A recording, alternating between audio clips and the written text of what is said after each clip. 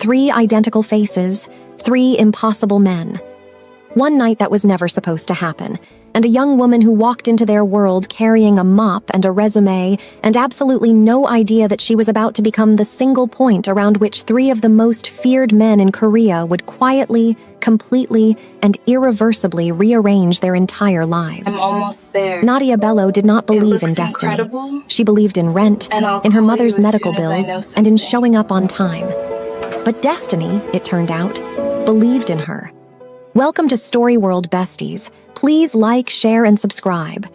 The Kang estate sat in the hills above Seoul like a secret the city was keeping from itself. 12 rooms, 2 wings, a garden that had not been tended in over a year. And 3 men who lived inside it with the specific energy of people who had made peace with the idea that warmth was something that happened to other people. Kang Min-ho, Kang Seo-jun, and Kang Ji-woo were 32 years old and shared everything except temperament. Min-ho was the eldest by 4 minutes and ran the organization with the precision of a surgeon and the coldness of one, too. Seo-jun was the middle-born and the one people feared most in a room, not because he was loudest, but because he was the quietest, and that particular silence had a specific grammar that men in their world had learned to read correctly. Ji-woo was last, and had spent his entire life being underestimated because of it, and had long since turned that underestimation into the sharpest weapon in the room. The 3 of them together were what people in Seoul's underworld called the North Star, fixed, unreachable, and the point by which everything else oriented itself. They did not bring women into the estate. They did not keep staff longer than 3 months. They had rules about attachment the way other men had rules about money, rigidly and without exception, because attachment was a liability, and in their world, liabilities got people killed. The housekeeper agency sent Nadia Bello on a Tuesday morning in October, and she arrived at the estate gate with a tote bag, a professional reference from her previous employer, and absolutely zero knowledge of who she was going to be working for. The gate guard looked at her for a long time. She looked back at him with the particular patience of someone who had spent years being scrutinized and had decided that the most powerful response was stillness. He made a call. A minute passed. He let her through. The house was beautiful and cold. Not temperature cold, though it was that too, but cold the way a room is cold when it has not been lived in properly, when the people inside it have been present without being there. Nadia walked through the entrance hall and noted the dust along the upper edge of the wainscoting, the overflowing mail tray by the east corridor door, the kitchen with its perfectly stocked refrigerator, and its single-used coffee cup sitting in the center of the counter like a sculpture of loneliness. She set her bag down and got to work. She had been cleaning for 3 hours when the first one came home. Min-ho walked in through the side entrance at 2 in the afternoon, with his jacket folded over one arm and his phone at his ear, and the expression of a man who had not expected to find someone in his kitchen. He stopped. His eyes moved over her with the swift assessment he applied to everything, taking inventory, cataloging, filing. She was crouched near the lower cabinet with a cloth in one hand and a spray bottle in the other, and she looked up at him without flinching, which was, he would think about later, the first remarkable thing. Most people flinched, not dramatically, just slightly, the small bodily admission that they understood the hierarchy of the room they were standing in. She did not flinch. She looked at him with dark, level eyes and said in clear and unaccented Korean that she was from the agency and that she had found a significant mold situation behind the lower cabinet that she wanted to flag before she addressed it. He stared at her for 2 full seconds. Then he told the person on the phone he would call them back, hung up, and asked her to show him. She showed him. He crouched beside her in his expensive suit and looked at the mold behind the cabinet and said, with a flatness that had no place in the sentence, that it had been there since last winter. She told him she could address it that afternoon if he had the proper cleaning materials, or she could source them. He said he would have his assistant send a list to the agency. She said she would handle it directly, and that agency intermediaries for supply requests added 48 hours to resolution timelines. He looked at her again. He said, "Fine." She went back to cleaning. He left the kitchen and stood in the hallway for a moment looking at nothing. and something moved in his chest that he did not name because he had spent years not naming things and was very good at it. That evening, all three of them were home for the first time in what felt like months. Jiwoo found her in the library, reorganizing the books that had been shelved by whoever last touched them with no apparent system, and watched her from the doorway for longer than was strictly necessary before she noticed him and turned. He did not look embarrassed. He leaned against the frame and asked what system she was using. She said chronological by acquisition date where she could determine it, thematic otherwise. He blinked. He asked how she was determining acquisition date. She pointed to the faint pencil notations on the inside covers, dates written in a hand she had identified across 12 books as belonging to the same person. He looked at the books. He looked at her. He said that was his grandfather's notation system. She said she had figured that. He did not say anything else, but he stayed in the doorway for another 3 minutes in silence, which was, she would understand later, Jiwoo's version of a conversation. Seo Jun was the last. She did not see him so much as become aware of him, the way you become aware of a change in pressure. She was in the upstairs corridor at 9 in the evening, having worked a 12-hour day with 30 minutes for lunch, and she felt something shift in the air behind her and turned to find him standing at the far end of the hall, watching her with an expression that was completely unreadable and completely focused. She did not know then that Seo Jun's unreadable expression was the one he only wore when something had genuinely caught his attention, because most things had not genuinely caught his attention in a very long time. She said good evening. He said nothing. She went back to work. He stood there for another 10 seconds and then walked into his room and closed the door and stood on the other side of it staring at the wall. Nadia did not know any of this. She finished her shift, collected her bag, took the transit back to the small apartment she shared with her younger cousin, called her mother in Lagos for 20 minutes, and went to sleep thinking about the mold situation and whether the agency would actually approve the supply budget she needed.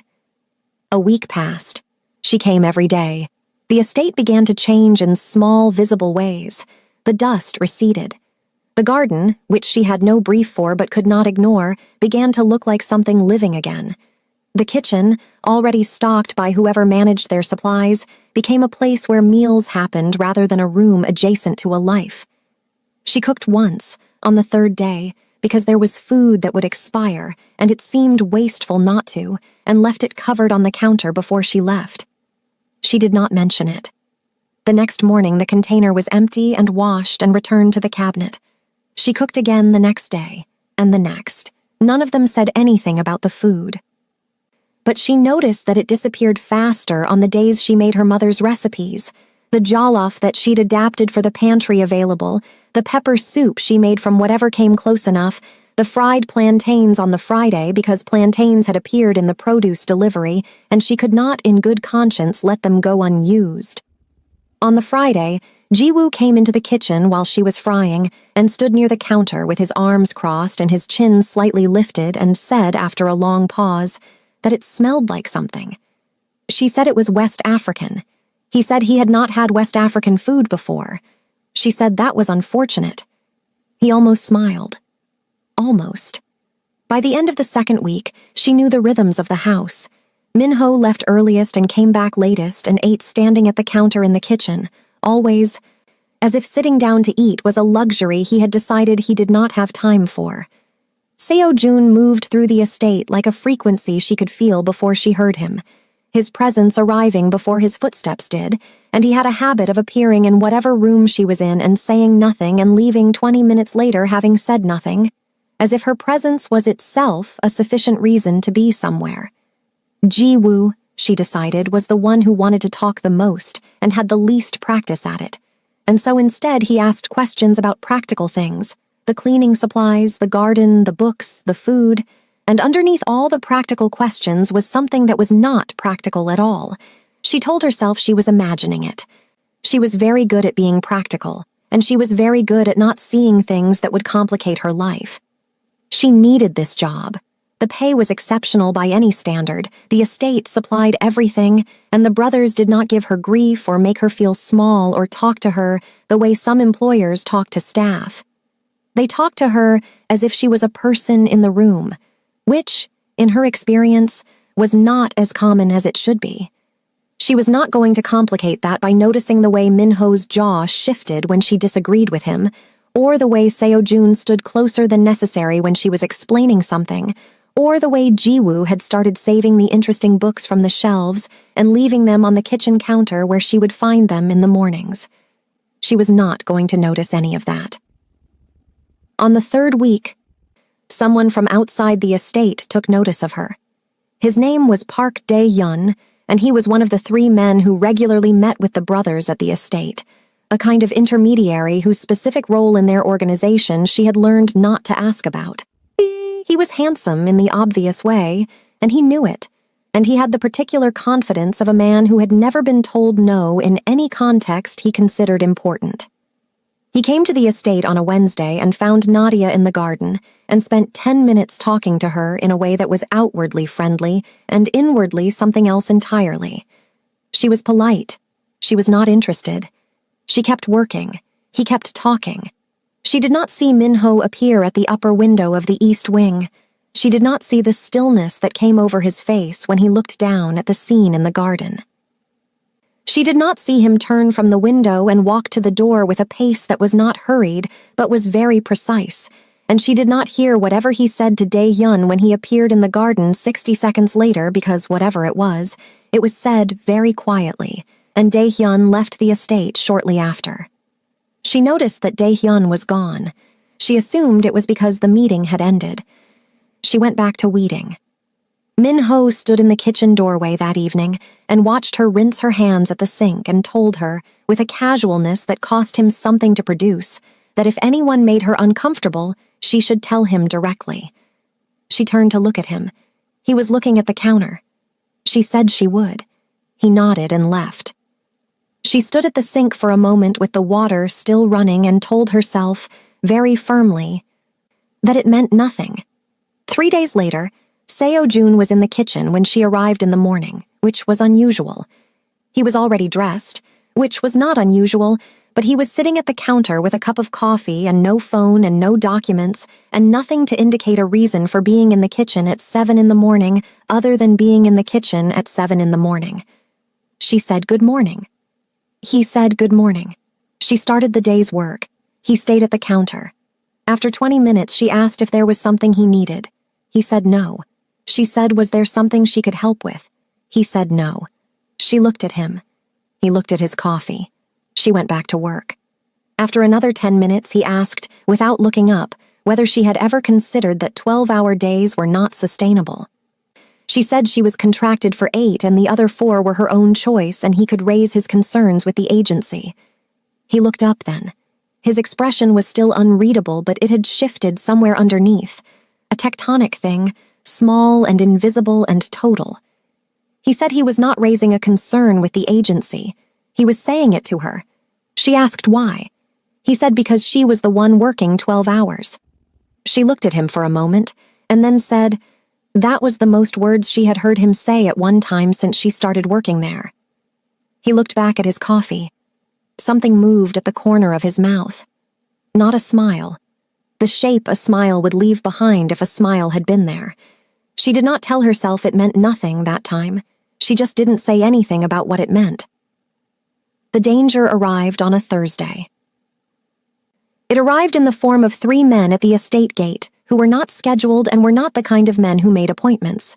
The gate guard handled it, but not before one of them made it past the perimeter and came through the east garden, and Nadia, who was in the garden at the time and did not know that this was a threat and not a maintenance contractor, stood up from behind the rose border and found herself 3 feet from a man who was not there for maintenance. He looked at her. She looked at him. She was very still, the way she was always still. But this stillness was different. The particular stillness of someone whose body has registered danger before the mind has finished processing it. What happened next happened fast. Seo-jun came through the garden door at a pace that was not his usual pace, and his usual pace already communicated something, but this one communicated something else entirely, and the man who had come through the perimeter took one look at him and made a decision about the value of continuing his current course of action, and found that value to be negative. He retreated. The situation was resolved in under 2 minutes with no violence and no words that Nadia could hear clearly. But when Seo-jun came back across the garden to where she was still standing with her garden gloves on and her expression very controlled, he stopped close enough that she could see the specific quality of the tension in his jaw, and he looked at her face for a long time without speaking, and then he said, "Are you all right?" It was not the words. It was the register they arrived in, the stripped, direct register of a question being asked by someone who is asking it from somewhere real and raw and has not had time to put the professional distance back on. She said she was fine. He looked at her for another second, and then he said he should not have been in that garden, and she should not have been alone out there. She said she had not known. He said he knew, and something in his voice said that was exactly what was wrong with it. He was angry, she understood, but not at her. He was angry at the circumstance and at whoever had created it and at himself for not preventing it. She said she really was fine. He exhaled slowly. He said she should come inside. She came inside. He walked beside her and not behind her, which she noticed, the specific choice of that position. Close enough to be between her and anything that might come from any direction. Minho was in the main corridor when they came back into the house, and he looked at Nadia, and then at Seo-jun, and then at Nadia again. And something moved between the brothers that was wordless and complete, and she did not understand all of it. But she understood enough to know that the incident outside had landed on them harder than it had landed on her. Ji-woo appeared from the study doorway and looked at her with an expression that was, for Ji-woo, utterly transparent, worry, unmistakable and undisguised, and he asked twice if she was all right before Minho put a hand briefly on his shoulder and he stopped asking. That night she heard them through the wall. Not the words, just the tone. 3 voices in the study, 2 of them elevated. One of them very quiet in the specific way that Seo-jun was quiet when he was at his most dangerous. She lay on the cot in the staff room they had insisted she use on late nights rather than take transit at midnight. And she stared at the ceiling and thought about 3 men who had rearranged themselves completely in less than a second to put themselves between her and a stranger in a garden. And she thought about what that meant. And she decided that she would think about what it meant in the morning when she was less tired and more capable of making good decisions. In the morning, she did not think about it. She got up and made breakfast for 4. All 3 of them came to the kitchen at the same time for the first time, which had never happened before. They sat at the counter in a row and ate the food she made and said nothing in a way that was not uncomfortable but was very full, somehow, the kind of silence that has been built on top of a lot of things and is holding them. She poured coffee for each of them, and when she poured Minho's, he looked at her hand and then up at her face and said, in a voice that was meant to be ordinary and was not quite, that she did not have to stay late tonight. She said her shift ran until 8. He said her shift could run until 5 if she wanted it to. She looked at him. He looked at his coffee. She said she would think about it. She stayed until 8. The 4th week brought a change in the temperature of the estate that Nadia could feel but could not have articulated precisely. It was in the small things. The way the staff room had been quietly upgraded, a better mattress, a lamp with a warmer bulb, a shelf that had appeared with 3 novels on it, all in English, all the kind she had mentioned in a passing conversation with Ji-woo that she liked. The way her preferred coffee was now in the kitchen cabinet specifically, a brand she had mentioned once to Minho in the context of a supply order she was recommending. The way Seo-jun had, without announcement, begun leaving the house in the morning at a time that coincided with her arrival and walking her from the gate to the main entrance, not saying this was what he was doing, simply appearing at the gate at 7:15 every morning with his coat on and his phone in his pocket and falling into step beside her. She noticed all of it. She did not say anything about any of it because she did not know what to say, and because the saying of it would make it real in a way that would require her to respond to it, and she was not ready for that. What she was ready for was the argument on the Thursday of the 4th week, which she had not planned, and which arrived with the particular abruptness of things that have been building for too long in too small a space. It started because Minho had scheduled a meeting at the estate for that evening, a meeting that involved people she did not know, and a level of security preparation that required her to stay in the staff wing for the duration. And he had informed her of this at 4 in the afternoon, which meant she had rearranged her evening and was now waiting in the staff room at 9 o'clock with nothing to do and a growing sense of frustration at being managed without being consulted. When the meeting ended and she heard the guests leave, she came out and found Minho in the kitchen alone and told him that 4 hours' notice for a full evening restriction was not acceptable, and that if this was going to be a regular occurrence, she needed to know in advance so she could plan accordingly. He stared at her. She held his gaze and said she was not asking for special treatment. She was asking for the same courtesy that any employer owed any employee, which was basic information about what was happening in her workplace. He said the meeting had been arranged last minute. She said that was his scheduling problem and she was not his emergency solution. His jaw tightened. She did not back down. He said she was being unreasonable. She said he was confusing unreasonable with inconvenient, and those were not the same thing. The silence afterward was different from the other silences in the estate. It was taut and charged and very alive. Minho looked at her with an expression she had not seen on him before, something that lived below the coldness he usually wore, something that was being pressed up against the surface of it by the pressure of the last 4 weeks and this moment, and her standing in his kitchen refusing to be small. He said, in a voice that was very controlled and very deliberate, that she was the most stubborn person he had ever employed. She said she had been called worse. He said he did not doubt it. They looked at each other. Something shifted in the room, the particular shift that happens when two people stop talking about the thing they are arguing about and start talking about the thing they are actually arguing about, which was not the meeting schedule, and they both knew it. She left the kitchen first. She went to the staff room and sat on the edge of the new mattress and pressed her hands flat on her thighs and breathed. Her heart was doing something she did not appreciate. She told it to stop. It did not stop.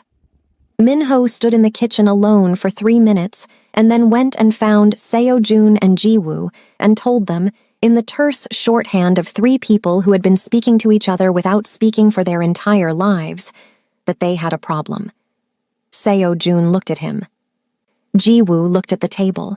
Neither of them asked what problem. They already knew. The next morning she arrived at 7:15 and Seo-jun was at the gate as he always was, which she had expected.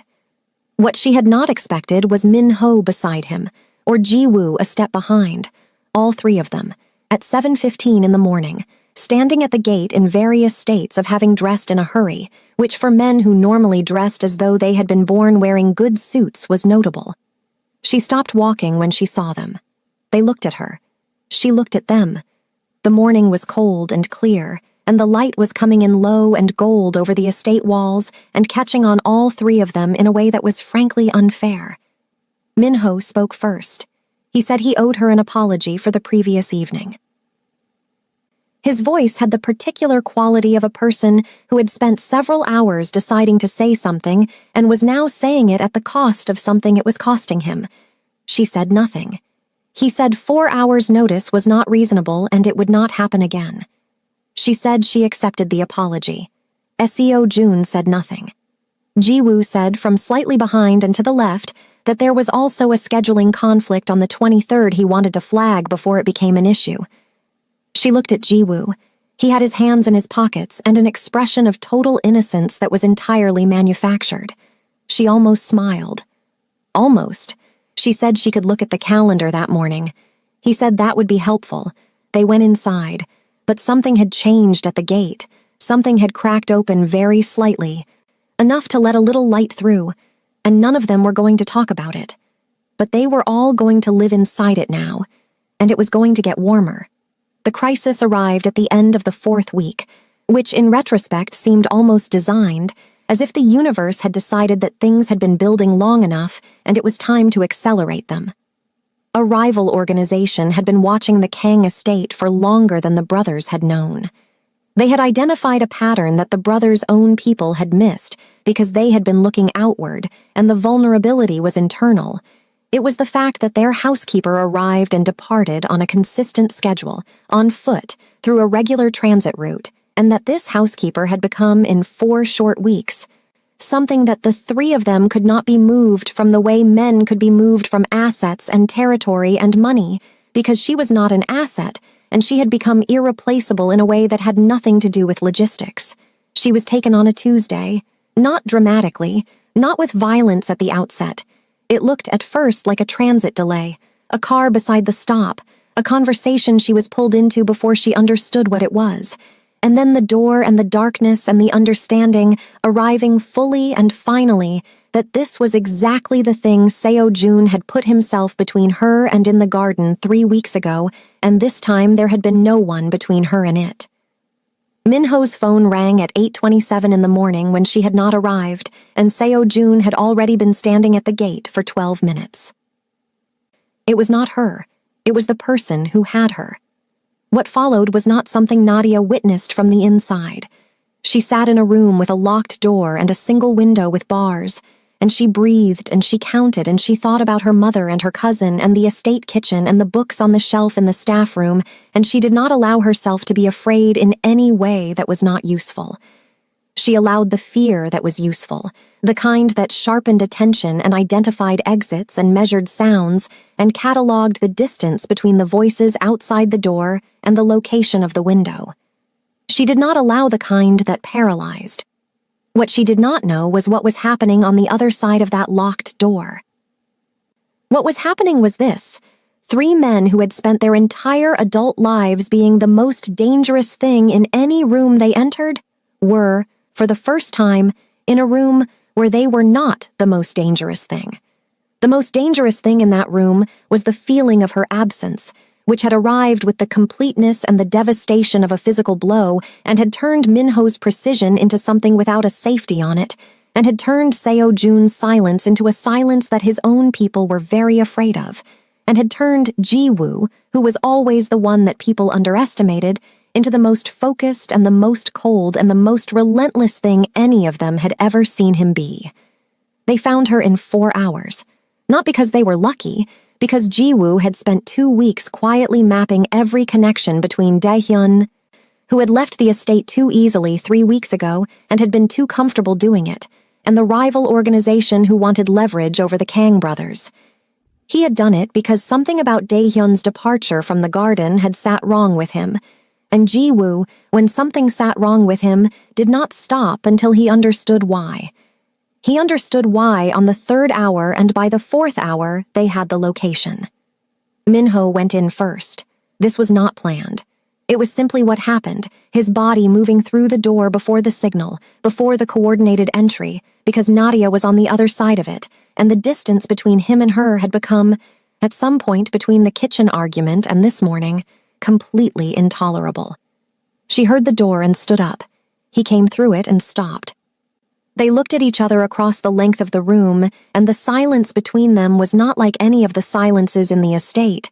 It was not comfortable or full or charged with the held-back things of 4 careful weeks. It was the silence of 2 people who have both just realized in the same moment something they cannot unknow. She was fine. She said so immediately. She was fine. She had not been harmed. She had been very controlled about it. She was fine. He crossed the room and stood in front of her and looked at her face with the specific, total attention of someone who is running their own assessment and will not accept someone else's. And then he put his hand very carefully on the side of her face and tipped her head slightly toward the window light and looked. She let him. Her heart was doing the thing she had told it to stop doing. It had apparently not listened. Seo-jun and Ji-woo came through the door behind him. Ji-woo said her name and she turned to look at him, and his expression was, finally and completely, everything that had been underneath the surface of him for 4 weeks, uncovered, unhidden, legible. He looked at her the way people look at things they had believed. For a few terrible hours, they had lost. She said his name. He exhaled. Seo-jun stood just inside the door and looked at her and said nothing, and she had learned by now that Seo-jun's silences were not empty, and this one was the fullest silence she had ever been in the room with. She said she really was all right. Seo-jun said he knew. He said she had been counting the sounds outside the door. that she had not allowed herself to panic. He could see it in the way she was standing. And that was, he said in his quiet and impossible voice, the most terrifying and the most remarkable thing he had ever seen anyone do. She did not say anything to that. She did not trust herself to. Minho's hand was still against her face. He had not moved it. She had not moved away from it. They were both pretending not to notice this. They brought her home. The estate received them in silence.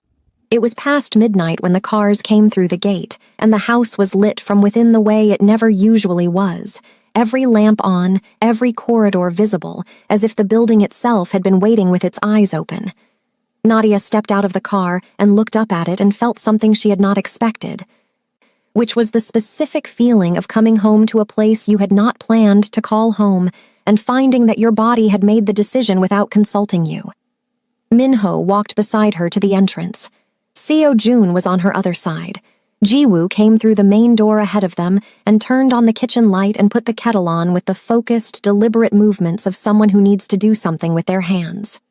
She sat at the kitchen counter and let Jiwoo put a mug in front of her and let Minho stand near the window with his arms crossed and let Seo Jun sit on the opposite side of the counter and look at her in that complete and total way of his, and she thought, "This is the most seen I have ever been in a room." She thought, "I do not know what to do with that." They did not talk about what had happened. Not that night. They sat in the kitchen until the tea was gone, and then Jiwoo said she should sleep, and Minho said the staff room was not good enough, and Seo Jun said nothing, but stood up and walked toward the east corridor and stopped and looked back at her, which was, she had learned, his version of a direction. She followed him. He brought her to a guest room she had cleaned but never entered from the inside, a room with a proper bed and thick curtains and the smell of cedar. And he stood in the doorway and said there were clothes in the wardrobe from the previous occasion. They had a female guest, his cousin. She could use whatever she needed. She said thank you. He looked at her for a moment, that long, unreadable look, and then he said her name very quietly, just her name, nothing attached to it. And she looked at him, and he looked back, and then he pulled the door closed. She stood in the center of the room and pressed both hands flat against her sternum, and felt her heart doing the thing it had been doing since the moment Minho's hand had come up to her face in that locked room, and she thought very clearly that she was in significant trouble. She slept for 10 hours, which she had not done since she was a child. In the morning, everything was different, and also exactly the same, which was the most disorienting way for things to be. She came into the kitchen, and all three of them were there again, which was becoming a pattern. And Jiwoo poured her coffee without being asked and set it at the specific spot at the counter she always stood at, and the coffee was the brand from the cabinet, her brand. The one Minho had sourced specifically, and she stood with the mug in her hands and looked at the three of them and thought, "What am I going to do with all of you?" She did not say this aloud. She said good morning. They said good morning. The day began. But something had shifted in the load-bearing structure of the estate's atmosphere, the same way a building shifts after a significant pressure event, still standing, all the same materials, but the alignment different, the weight distributed differently, certain things now carrying more than they had been designed to carry. She felt it in the way Minho looked at her across rooms, in the way Seo Jun had moved from standing near her to standing beside her, a specific recalibration of distance that he seemed to have made a deliberate decision about and was not negotiating. In the way Jiwoo had started talking to her in the evenings, real conversations, unhurried, about the books on the shelf and her mother in Lagos, and the way she had decided to come to Korea, and why, listening with the complete attention she had noticed in all three of them, but that Jiwoo wore most openly. She was aware of all of it. She had stopped pretending she was not. The question she was sitting with, the one that followed her through the rooms of the estate like a very patient shadow, was what any of it meant in the long term. She was staff. She had a contract. She had a mother who needed her remittances and a cousin who needed the stability Nadia's income provided, and a life that had been constructed very carefully around practicality and the understanding that certain things were not for her, not because she did not deserve them, but because the architecture of her life did not have room for them. 3 men who ran one of the most powerful criminal organizations in Korea were not in the architecture of her life. She told herself this on a Thursday evening while she was in the library, and Ji-woo was sitting in the chair by the window reading with his feet up and the lamp making a warm circle around him. And he looked up at her over the top of the book and said, "What are you thinking about?" She said nothing. He said she was frowning at the carpet. She said the carpet was fine. He said she was frowning at something in the direction of the carpet. She looked at him. He looked back with that manufactured innocence. She said she was thinking about her contract renewal. He lowered the book. He said the contract was not something she needed to think about. She said everyone needed to think about their employment status.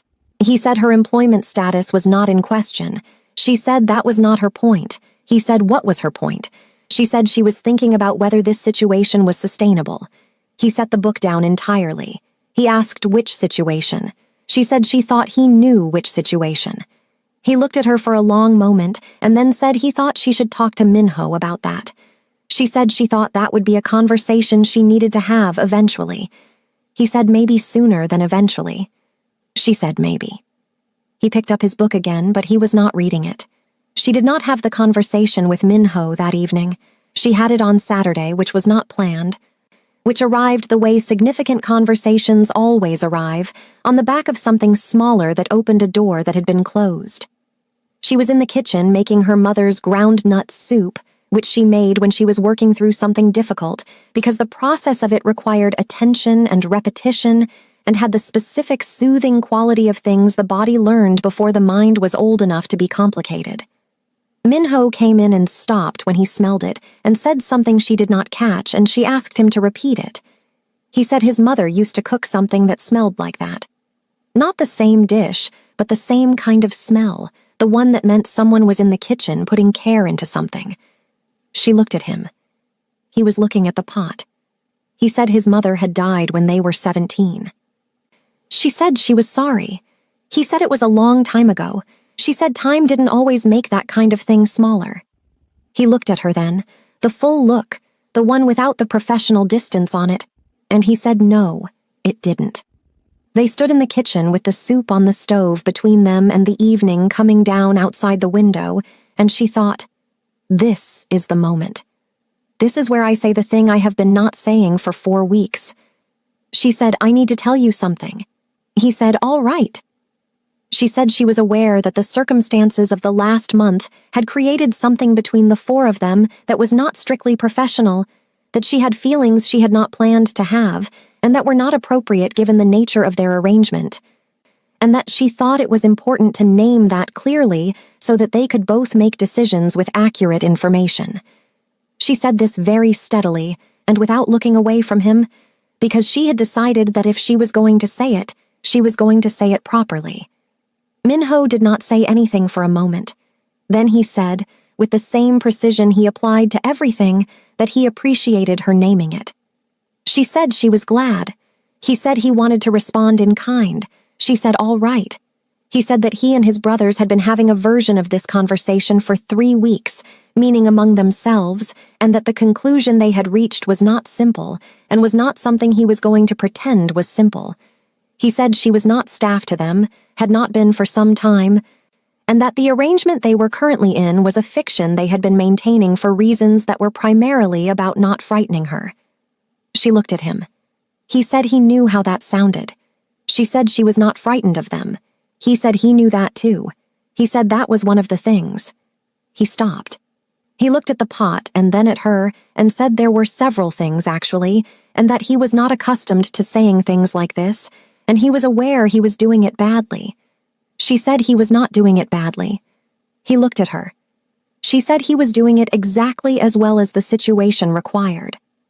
Something moved in his face, unguarded, real, the thing she had been catching glimpses of for 4 weeks suddenly in the open. He said her name, just her name, the same way Seo-jun had said it through the door of the guest room. Like it was the whole sentence. She said she needed time to think. He said he understood. She said she was not running. He said he knew. She said she had a complicated life outside this estate. He said he knew that too, and he was not asking her to simplify it. He was asking her to let him be part of it. She looked at the pot, and then at him, and then at the pot, and said she would think about it. She thought about it. She thought about it while Seo-jun walked beside her through the garden on Sunday morning in a silence that was the most articulate silence she had ever been in. She thought about it while Ji-woo sat across from her at the kitchen table on Monday evening and told her about the first book that had made him feel understood, which turned out to be a Nigerian novel she had read at 14, and the look on his face when she said she knew it, the incandescent surprise and pleasure of it. She thought about it while Minho brought her tea she had not asked for on Tuesday afternoon and set it on the desk beside her without interrupting what she was doing and left the room. She thought about it, and at the end of the thinking she found that the answer had been in her body for weeks, and her mind was only now catching up to it. She found all three of them in the study on Wednesday evening, which was unusual. They were not in a meeting. They were simply there, in the same room, Minho at the desk, Seo-jun by the window, Ji-woo on the couch with a book he was not reading, and the scene had the quality of three people who have been waiting for something and are not admitting to waiting. She stood in the doorway and they all looked at her and she thought, well, she thought, all right then. She said she had been thinking about what Minho had said in the kitchen. Minho said yes. She said she had some questions. Seo-jun said ask them. She said she was not someone who would be managed. All three of them were very still. She said she meant that if this was going to be a real thing and not a polite fiction, she needed to be a person who was told the truth and consulted and treated as someone with her own agency and her own life that did not disappear into the orbit of their estate. She said she loved her work, and she was good at it, and she was not going to vanish into someone else's story. She said those were not negotiable. Minho said those terms were acceptable. Seo-jun said they were more than acceptable. Ji-woo said he thought she should know he had been the one to put the books in her room. He had been waiting for the right moment to say that, and this seemed like the right moment. She looked at him. He looked back steadily. She said she had figured that. He said he thought she might have. The silence that followed was the warmest silence the estate had ever held. The weeks that followed were a kind of becoming. It was not dramatic. It was the slow, cellular thing that happens when two people, or in this particular case, 4 people, stop performing distance and start living in the actual space. She moved her things to the guest room by mutual agreement, and then by unanimous agreement, the guest room became her room. And no one used the word permanent out loud, but the word was there in the reorganization of the wardrobe and the way her preferred coffee migrated from the back of the cabinet to the front. She called her mother on a Sunday, and her mother asked how she was, and she said she was well, and her mother was quiet for a moment and said she sounded different and asked what had changed. Nadia thought about the kitchen and the garden, and 3 men who fell over themselves to be at the gate at 7:15 in the morning. She said things were good. Her mother said she was glad. She still had her contract and still took her work seriously, and still told Minho when his scheduling was unreasonable, which it periodically still was, and Minho still had to actively resist his instinct to manage things in her direction without consulting her, and Seo-jun was still fundamentally incapable of not placing himself between her and anything that might be a threat, and Ji-woo still asked 3 practical questions before the real question, and then looked away when he got the answer as if the answer had startled him, even when it hadn't. None of that changed. All of it became the texture of the life she was living inside this estate, familiar and specific and entirely her own. The danger came back in the spring. It came back because danger in their world did not close its account, simply because it had been repaid once. The rival organization had not dissolved, it had recalculated, and the recalculation had produced a different strategy.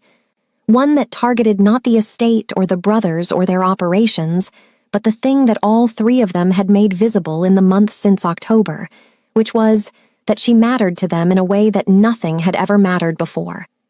This time she was not taken. This time the threat arrived in the form of an ultimatum delivered to Minho, a demand that the Kang organization cede territory in exchange for a guarantee of her safety, and the specific genius of it as a threat was that it was not about taking something from them, but about making them choose between two things they would not choose between. Min-ho did not make the choice. He rejected the premise of the ultimatum entirely. What he did instead was tell her everything. He sat across from her at the kitchen table on a Tuesday evening, all three of them, and told her the full shape of the threat. He told her who the organization was, what they wanted, what the current risk assessment was, and what their response to it would be. He did not soften it. He did not manage the information. He gave it to her complete and trusted her to be a person who could receive it complete. She was quiet for a long time when he finished. Then she said she had a question. He said, "Ask it." She said, "Did they tell you to give up territory for me?" He said, "Yes." She said, "And you said no." He said, "They said no, all three of us, without discussing it because there was nothing to discuss." She looked at him, and then at Seo-jun, and then at Ji-woo. She said, "You are going to bring me into your world more fully than I have been, and you are going to need to do that honestly, with my knowledge, because I will not be protected without being informed." Min-ho said that was exactly the conversation he had wanted to have. She said, "Good, then let's have it." They did. They had it that night, and it was the most honest conversation the estate had ever contained. All of it. The shape of what they were. The shape of what she was entering. The things she would see and the things she would be asked to understand and the things she had already survived, herself in her life, before she ever arrived at their gate. All of it on the table. All of it received. While they were still discussing, the air in the room tightened, and she noticed the three brothers circling around her, and she knew what it meant. She could feel the heat. "Nadia, let us have you for one night, please," Min-ho started as they traced their fingers all over her body. She tried so hard to resist their touch, but she wanted it as much. "I can't. I'm a veer," she tried to say, but Ji-woo cut her off. "We know," he said, "but we promised to go easy on you," he continued in a hush voice, placing her hands in between his third legs. "Can't you see what you do to us?" Seo-jun said, placing her other hand in between his. Nadia could feel how hardened they were, and her body spiked up, yearning for more. Min-ho claimed her lips with a deep kiss, and she gave in to them as they caressed and worshipped her body like a goddess. They took turns having her innocence as her screams for pleasure echoed loudly, turning them on. They had her all night till the early morning when she passed out of exhaustion, but she enjoyed every bit of it and wanted even more. By morning, she was woken up with kisses from three of them, and she covered her face shyly. "Don't be shy now," they chorused. "You are the best thing we've ever tasted," Seo-jun whispered. Later that day, she made food for them all, but she couldn't get the memories of last night out of her head as she kept smiling sheepishly. She thought her first would be with one man, but she never imagined having three inside of her. By the time the rival organization moved, the Kang network had already closed around her with a completeness that left no gap. Not as a prisoner, not as a trophy, as someone who was simply, absolutely, unambiguously part of their life. She knew the people. She knew the routes. She knew the protocols and had contributed to several of them with the same practical, unsentimental precision she brought to cleaning the kitchen and reorganizing the library. The rival organization was neutralized over the course of 3 weeks by a strategy that Ji-woo had designed, and that was so thorough and so quiet that it had resolved itself before most people realized it had begun. No violence that reached the estate, no danger that reached her. Min-ho told her it was over on a Wednesday morning at the kitchen counter. She said good. She poured him coffee. He caught her wrist as she set the pot down, not hard, just present, a contact with weight and intention in it. She looked at his hand and then at his face. He said her name. She said she knew. He said he wanted to say it properly. She said she was listening. He said that in 32 years of building walls that worked, he had never once had a conversation through one of them that mattered, and that she had demolished every single wall he had without appearing to try, and that he did not have the right architecture for what he felt, but he was going to spend whatever time she gave him learning it. She looked at him for a moment. She said that was quite a thing to say in a kitchen on a Wednesday morning. He said he had been waiting for the right moment and had decided there was no right moment, and a Wednesday morning was as good as anything else. She said he was not wrong about that. He said he loved her. He said it the way he said everything, precisely, with no excess around it, and it landed exactly the way precise things land, without room for misinterpretation. She said she loved him too. She said all three of you because that was also true, and Minho looked at her with that undone expression and said he knew that too, and said that what they were building was not a thing with a standard name, and the absence of a standard name did not make it less real. She said she knew that. She said she had known it since approximately the 3rd week of October. He said that was before the kitchen argument. She said yes. He said she had known since before she told him off about the meeting schedule. She said she had chosen to tell him off anyway because she was not going to be silent about her own life regardless of how she felt. He said that was one of the things. She said she knew. Seo-jun proposed first. This was not planned, or perhaps it was, in the way that Seo-jun planned everything that he never discussed planning.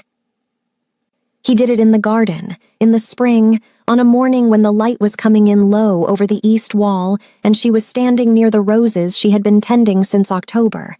And he walked out and stood beside her and was quiet for a moment, and then said he had something to ask. She said all right. He said he was not a man who had long speeches in him, and he was not going to perform a speech at her, and she would not want him to. She said she agreed. He said what he had was a life that was complicated and permanent, and hers if she wanted it. He said he was asking her to stay, not as a detail of his life, but as the center of it, all three of them, the only center they had agreed on. He opened his hand and there was a ring in it that was simple and significant, and clearly chosen with the knowledge of exactly who she was. She looked at it for a moment and then at him, and then she took his face in her hands the way he had done to her in the locked room, and she kissed him, and he made a sound that was very quiet and very complete, and she understood that Seo-jun's version of everything was quiet and complete, and that was the language of him, and she was fluent in it now. Minho and Jiwoo were at the kitchen window. Jiwoo was looking at his shoes. Minho was not pretending to be doing anything else. When she came back inside, Seo-jun behind her, Jiwoo looked up and said, in his best imitation of someone who had not been watching, that he had a question. She said she thought he might. He said he had been working on a speech. She said she knew. She had seen him working on it on Tuesday. He said it was not finished. She said she did not need it to be finished. He said it was mostly about the books and the soup and the fact that being her favorite person in a room had turned out to be the only distinction he had ever truly wanted, and that he intended to be it for the rest of his life. She said that was a very good speech for an unfinished one. He said he had not even got to the part about the ring. She said she gathered there was a ring. He said there was definitely a ring, and he took it out of his pocket, and she looked at it and then at him and said yes. And he looked, finally, like someone who had stopped pretending he was not waiting for something and had received it. Minho waited. He waited for 3 weeks, and then one evening when it was just the two of them in the kitchen, and the house was quiet around them, and the soul night was coming in through the window in the particular way it did in May, warm and full of the city living, he stood across from her and said he had been thinking about what to say for 6 months and had decided on something very simple. She said, all right. He said he had built everything he had by knowing what mattered and protecting it with everything he was, and she was what mattered, and he was asking if he could spend the rest of his life doing that. She crossed the kitchen and stood in front of him and said she was not someone who needed to be protected so much as someone who wanted to be known. He said he knew the difference. She said she knew he did. He put the ring on her finger himself, carefully, with both hands, looking at it and then at her. She looked back at him with the steadiness she had walked into his estate with on a Tuesday in October, and that had not shifted once. That had always been exactly what it was, herself, completely, seeing them completely, choosing this completely. They married in the spring of the following year, a ceremony that was small and specific, and nothing like what the world expected of the Kang brothers, which was exactly right. Her mother came from Lagos and cried from the moment she arrived to the moment she left and said, in Nadia's ear at the reception, that she had always known her daughter was going to change someone's world. Nadia said quietly, "Mama, I think it was the other way around. Her mother said it was probably both." The estate changed around them in the way that houses change when they are actually lived in. It was louder, it was warmer. It had plants that Nadia kept alive and books that moved from room to room and a kitchen that smelled every evening like something that mattered. Jiwoo found her reading in the library on an evening in the autumn when the light was the gold kind, and he sat in the chair across from her and looked at her with the particular expression she had learned to read perfectly, the one that was underneath all the practical questions, and said he had something to tell her. She put the book down. He said she was going to be a mother. He said it the way he said important things directly, without the excess around it, and his face had on it the particular undone quality that all three of them had worn, at one time or another, in moments that mattered beyond what they knew how to say. She was very still for a moment. Then she pressed one hand flat against her stomach and looked at him and said, "Are you certain?" He said he was certain. She looked at the ceiling and breathed. He waited because that was one of the things about Jiwoo he had learned to wait for her. She said she needed a moment. He said, "Take all the time you need." She took a moment, and then she said quietly, "I'm going to need a bigger shelf." He looked at her. She said, "The one in the library for the children's books. I am going to need a bigger shelf." He looked at her for a second, and then he made a sound that was not his usual controlled self at all, warm and surprised and completely genuine. And he crossed the room and sat on the arm of her chair and put his arm around her, and she leaned into him, and they stayed like that with the autumn light coming in until Minho's voice came from down the hall asking where everyone was. She called back from the library. He appeared in the doorway. He looked at the two of them and at her face, and he went very still, and she watched him understand. He crossed the room in 3 steps and crouched in front of her, and took both her hands and looked at her. And she nodded, and he pressed her hands to his forehead and closed his eyes, and was very quiet for a moment, in the way of a man receiving something he had not known he was allowed to want. "Seo Jun," she told in the garden. She waited until he appeared beside her the next morning in the way that he always did, quiet and present, taking up the space beside her as if he had been designed specifically for that geometry. And she turned to him and said she had news. He looked at her. She said it. He looked at her face, and then at her hands, and then at the garden, and then back at her. And the expression on his face was the same one he had worn in the locked room when he had crossed to her and put his hand against her face and asked if she was all right. Stripped bare, unmanaged, everything that lived below the surface of him in full view. And he said, in his quiet and complete way, that he was glad. She said she knew. He said he was very glad. She said she knew that too. He put his arm around her, and they stood in the garden that she had tended back to life from weeds, and the morning came in around them, and the estate was warm and full and real and entirely, completely home. She had arrived at their gate with a tote bag and a professional reference, and absolutely no intention of changing anyone's life. She had stayed because she was good at her work, and because the pay was fair, and because deleting a number from a contact list felt like a different kind of loss than she was ready for. She had stayed, and then she had chosen to stay, and then choosing to stay had become the shape of her entire life, the best shape it had ever had, built on the only foundation she had ever trusted completely, which was the one where she was seen fully and chosen anyway. The estate was never quiet again after that. It was full of the specific sound of people who have chosen each other past the point of return. Her mother visited in the summers. Her cousin came for the new year. Jiwoo's books expanded to 3 shelves. Seo Jun's garden surveillance extended to a perimeter that would have been excessive if it was not in service of something so completely worth it. Minho started eating sitting down. She still told him when his scheduling was unreasonable. He still needed to hear it. Some things, the important ones, do not change. Some things do. The morning she brought their daughter home, all 3 of them were at the door. Which was not a gate this time, it was a threshold, and they were not waiting for a housekeeper who did not know she was about to change everything. They were waiting for the woman who had already changed everything, who was carrying the specific, impossible proof of it in her arms. And the child looked at the three of them over her mother's shoulder with dark, wide eyes and the particular expression of someone who has arrived exactly where they are supposed to be. Nadia stood in the entrance of the estate and looked at the three men who had tried, very briefly and very badly, to make her a prop in someone else's story, and who had become, instead, the whole story themselves.